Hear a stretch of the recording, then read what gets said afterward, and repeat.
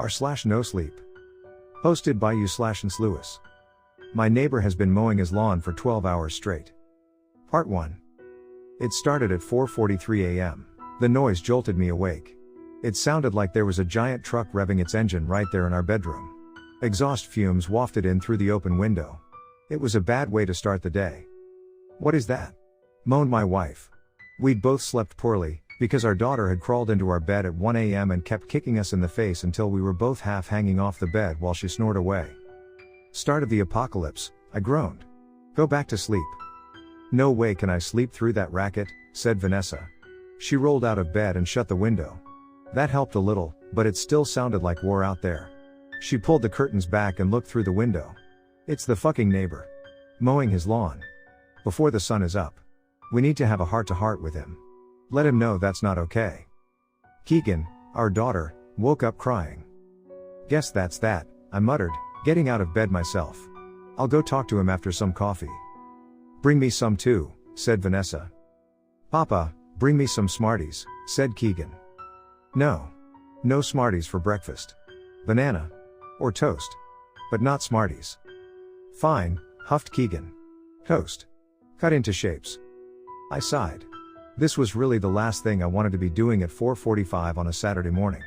Making coffee and cutting toast into animal shapes instead of drooling in my sleep and dreaming of a gentler world. I went into the kitchen and started the coffee and toast, and then looked out the living room window. Sure enough, there was Mr. Limsky, mowing his damn lawn, in his damn bathrobe no less. That was another thing that I had no desire to do, get into it with him about this, or really talk to him about anything ever beyond a friendly wave and a howdy, neighbor. By the time I was awake enough to form a coherent thought, it was almost 6 o'clock, and I had consumed 4 cups of coffee. Mr. Limsky was still at it, which was strange, because his yard isn't very big at all. It shouldn't take more than a 40-minute mow job. But here it was, an hour and 15 minutes later, and he was still at it. I got semi-dressed and stumbled outside. I walked across my own yard, which, I noted, needed mowing itself. Maybe I'll tell him that if he mows my lawn and promises to never start so early again, I'll let it go. But I knew that I wouldn't do that. I was a coward. As I got closer, I observed with some confusion that his lawn was already mowed. He was going over it a second time now.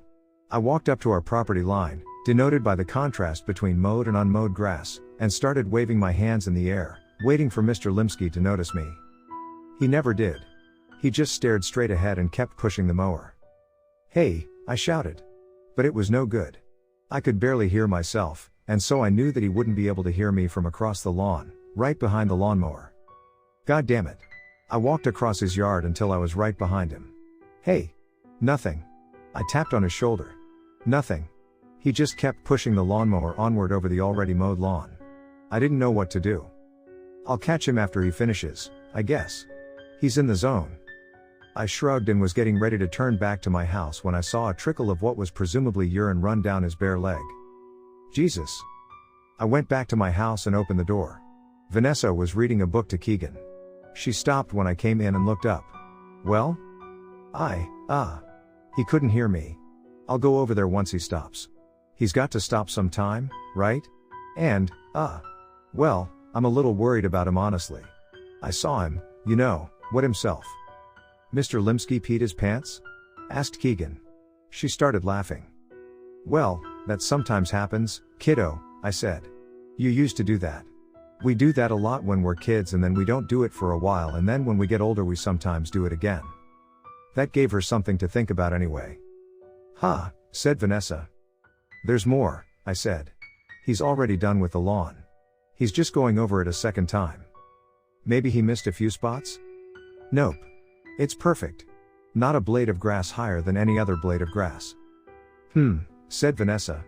"That is strange. Do you think he's okay? Should we call somebody?" I shrugged. "Who are we going to call? The police? Tell them that our retired neighbor is mowing his lawn twice while peeing himself? What will they say to that?" By 8 o'clock, I was done cooking the bacon and Mr. Limsky was still at it, mowing his lawn for what must have been the 5th time. I tried not to think about it, but it was hard. "After breakfast, we should go somewhere," I said. "It's a beautiful day. No sense staying cooped up all day." "Why does Mr. Limsky keep mowing his lawn?" asked Keegan. "I don't know, kiddo," I muttered. I don't know. You want to go to the playground or something? Yay. I'm going to stay here and try to go back to sleep if that's okay, said Vanessa. Of course, I said. I felt like going back to sleep myself, even after all that coffee, but the desire to get far away from the sound of the lawnmower outweighed my tiredness. We ate, then Keegan and I headed to the playground. At 9 o'clock, I got a text from Vanessa, can't sleep. He's still mowing. 9:30, I'm really starting to get worried. This isn't normal. 10 o'clock, I went over there and tried to talk to him, but it's like he's in a trance. Please come home. I sighed, but complied. I rounded up the kid and drove home. I felt a deep sense of unease, that grew more intense the closer I got to home. You're afraid of an old man mowing the lawn? I chided myself. It didn't work, because my instinctive answer was, yes. I turned onto my street and prayed that Mr. Limsky would be done mowing the lawn by now. He'd tell us it was just a practical joke and we'd all have a good laugh over it. But soon enough, I saw that wasn't going to happen. As I pulled into my driveway, I saw that he was still out there. I thought I saw a streak of brown running down his leg, but it was hard to tell for sure because he was going around under the shade of his ancient apple tree. I walked inside and Vanessa was at the kitchen table with bags under her eyes and a glass of wine in front of her. Please make it stop, she said. I don't know how to do that, I said, suddenly feeling very tired and in need of a drink myself. Call the police, she said. Why don't you? I asked. Fine, she said. It's just that I do everything else around here, so I thought maybe you could help this one time. I held my tongue. I did plenty around there, but I knew that now wasn't the time to point that out. Okay, I said. I'll call the police. How has he not run out of gas by now, anyway? I've been watching him, said Vanessa. He's got a can of gas in his driveway. Sometimes he grabs it when he passes by and gasses up while still pushing the mower. It's crazy. Please call the police. All right, I said. I looked up the number and proceeded to have one of the most awkward phone conversations of my life. It was 10 minutes with the receptionist, and then another 10 minutes with an officer. Finally, they agreed to come over and check it out. 15 minutes later, I watched out the window as the cop car pulled into Mr. Limsky's driveway. A single cop got out and walked over to Mr. Limsky.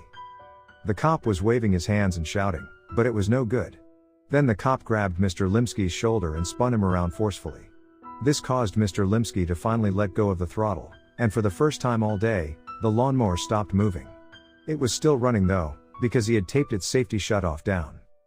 I held my breath as I waited to see what would happen next. Mr. Limsky opened his mouth, and something emerged from it. It looked like a long, thin tentacle. The tentacle wrapped itself around the cop's neck, and lifted him up into the air. Then a second tentacle emerged from Mr. Limsky's mouth, and made its way down the cop's throat. I slammed the curtains shut and noticed that I too, like Mr. Limsky earlier, had wet myself. What's going on out there? Asked Vanessa from the kitchen. Did the police arrive? I didn't have a good answer, so I didn't say anything. Honey? Said Vanessa, walking over. Are you okay? From outside, we heard the whine of a new machine join in with the lawnmower. Vanessa opened the curtain, and I turned slowly to look out. The cop was out there going around the old apple tree with a weed whacker while Mr. Limsky was back pushing the lawnmower around again. It's 5 p.m. Besides Mr. Limsky, there are now 4 cops in his yard doing various tasks. One is still at it with the weed whacker. Another has been going at the shrubs with a pair of clippers for hours now. But the one who concerns me the most is the one who is going around spraying the ground from a bottle full of neon blue liquid that Mr. Limsky at one point puked out of his mouth. I personally am petitioning the family to pack up the car and start driving to Florida where Vanessa's mother lives. I have no idea what is going on, but it doesn't look good. Posted by noslew. My neighbor was mowing his lawn for 13 straight hours. Part 2. I wasn't sure what was more bizarre and terrifying. My neighbor mowing his lawn for the 13th straight hour, aided by 4 uniformed cops performing various other landscaping tasks. Or the woman in the gas mask and plastic poncho that emerged from the tan Toyota Camry which had wrapped itself around Mr. Limsky's apple tree. Damn it, Kelly, she shouted through the mask, clearly unsteady on her feet after the crash. No more driving for you. Ever. I crouched down in my driveway behind my own car, which I had just finished loading in preparation for getting my family far away from whatever horrible thing was happening next door. I watched as the woman who was not impressed by Kelly's driving skills pulled a large blaster from under her poncho. That's the best way I can describe it. It wasn't a gun, it was a fucking blaster. The woman pointed her blaster at Mr. Limsky and pulled the trigger. That was it for Mr. Limsky. He exploded in a horrible mess of neon blue gore. A still writhing tentacle flew through the air and slapped against the windshield of the Camry. I saw the wipers go on in an effort to clear the thing away. I turned and saw my wife looking out the window of our house in horrified amazement. She had her hand over our daughter's eyes. Keegan was prying away at Vanessa's finger in order to get a look at the excitement. Me? I'd had enough excitement for the day. I had no idea who the blaster woman was, but I knew that she had a blaster, and I struggled to come up with some way to get my family out of there without drawing anybody's notice. The woman turned her blaster to each of the 4 cops in turn and quickly reduced them into 4 gooey globs of neon blue slime. If I can just get back inside without her noticing me, we can slip out the back and Uber it out of Dodge. Doesn't matter where. Just somewhere far away. You, shouted the woman. Her poncho was absolutely drenched with the insides of the things she'd just blown apart. Hiding behind your car. Stand up slowly. Shit. I stood up with my hands in the air. Please don't blast me, I said. I'm not one of them. I swear. We'll see about that, she said. Meanwhile. Your neighbor, Mr. Limsky. He lived alone, yes? That's right, I said. His wife died last year. Poor guy. I looked over at the puddle of strange gore that used to be Mr. Limsky. Poor guy indeed. Here's what's going to happen. I'm going to go inside Mr. Limsky's house and get cleaned up. You're going to go inside your house and wait there for us. If you try anything smart, I promise you that you'll end up like your neighbor here. Not a pretty sight, you agree? I took one more look, fought back the urge to puke, and nodded my head in earnest agreement. Same goes for your family. I see them through the window. Got it? Inside. Now. I didn't need any more encouragement. I ran back inside my house, back to Vanessa and Keegan. Who is that? Asked Vanessa. What's going on? You think I know? I snapped. Then I sighed. I don't. But I think maybe she's a good guy? I mean, she blasted those things out there. What if Mr. Limsky was the good guy? Asked Keegan. What if there are no good guys? Asked Vanessa. I don't know, I said. I don't know. But I think we have to take that chance. If she's a bad guy, then we're foo. Then it's bad no matter what we do, I think. So I think we just have to think positively about this, and hope that she's a good guy. Think positively, said Vanessa. Think positively? How about we think about survival? I gritted my teeth. That's what I'm saying, dear. I think that our best chance at survival is to stay put and talk things over nicely with the lady in the gas mask. What's survival? Asked Keegan. It's what we're all trying to do, kiddo, I explained, on a day-to-day basis, and none of us will finally pull it off. What? It means trying not to die, I said. Are we going to die? Someday, kiddo. Someday a long, long time from now. I wasn't sure about that, of course, but what else could I say? Hey, you want to watch Tumbleleaf? Fig the Fox? Okay, said Keegan. I got an episode going, and then went into the kitchen where Vanessa was pacing around in a circle. Are you sure about this? She asked. Waiting here for them to come to us? No, I said. Okay, she said. I trust you. And I love you. I love you too, I said. We waited. 20 minutes later, I saw them approaching my house. There were 2 women and 1 man, each wearing a gas mask. The woman in front was still carrying her blaster, but she had cleaned all of the blue substance off of her, and was wearing some of Mr. Limsky's clothes. I met them at the door. Did any of you come into contact with any of them? Asked the woman in front. No, I said. It was a lie. I had come up behind Mr. Limsky and tapped him on the shoulder. Vanessa had also approached him. What is this about? Kelly, said the blaster lady to the woman behind her. Test him. This Kelly pulled a large syringe out of her backpack and took a step toward me. Now wait a fucking minute here, I said. You're not going to stick me with that needle until you tell me why I should let you. What is going on? You can submit to the test, said blaster lady, or we can presume that you have the virus and terminate you. Well then I'll submit to the damn test, I said, rolling up my sleeve and offering out my arm. Not there, said Kelly, a second before she jammed the syringe into the side of my head. Fuck, that hurts. Kelly pulled the needle out. Then she went into her backpack again and brought out a test tube filled with a green fluid. She unscrewed the tube, and shot some of my brain juice into it. Then she put the lid back on, shook it, and held it up to the light. He's clear, said Kelly. Now for his family, said Blaster Lady. I watched in helpless horror as Kelly jammed a giant needle into first my wife's head, and then my daughter's head.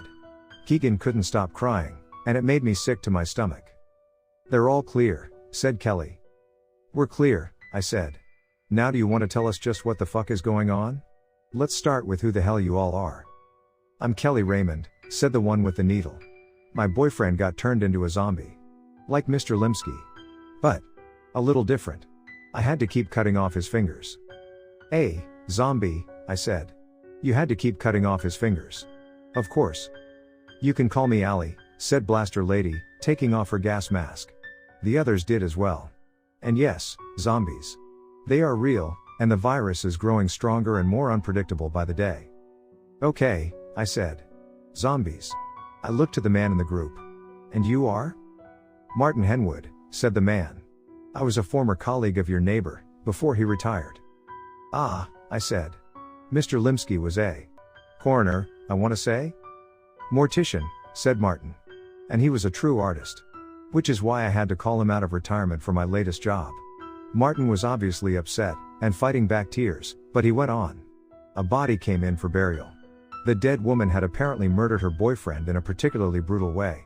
There were rumors that the necklace she still wore, even after her supposed autopsy, was cursed.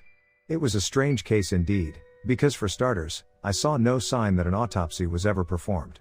I suspected that the medical examiner had gotten spooked by the rumors, and had opted to rule the death a suicide without actually cutting into the body. Then too, as I looked her over, I saw that the necklace had no clasp. There was no way to get it off without cutting it off. I had the worst headache of my life, but I tried to stay focused. Let me guess.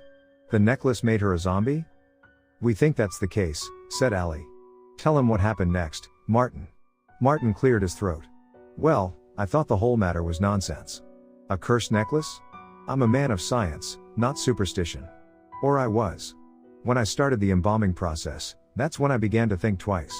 What came out of the body was not any kind of blood that I have ever seen in my 25 years of experience. It was. I finished up for him, neon blue. Just so, said Martin. And that's when I called Chuck Limsky. He had never encountered anything like that before either, and in fact didn't believe me. He wanted to see for himself, so he came over and I showed him the body. Like me, he was both fascinated and baffled. He wanted to spend some time with the body, so I left to get us sandwiches. When I got back, Chuck was standing in the morgue, dripping with blue slime, and the body was gone. What happened? I asked. It exploded, he said. The body just exploded. Ugh. I have to go home and clean up, but I'll be right back. I've never seen anything like this.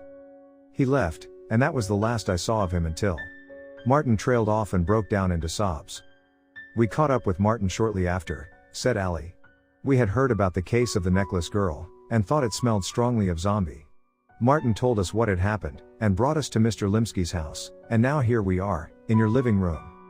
What about the necklace? I asked, fighting back the thousands of thoughts fighting for control of my mind. Where did it come from? How does it turn you into a zombie? That's one of the things we're going to find out, said Allie. We have it with us, and are going to run it through a variety of tests. Typically, the virus is spread in the usual ways, like somebody coughing on you. Or, exploding on you. The necklace is a new development.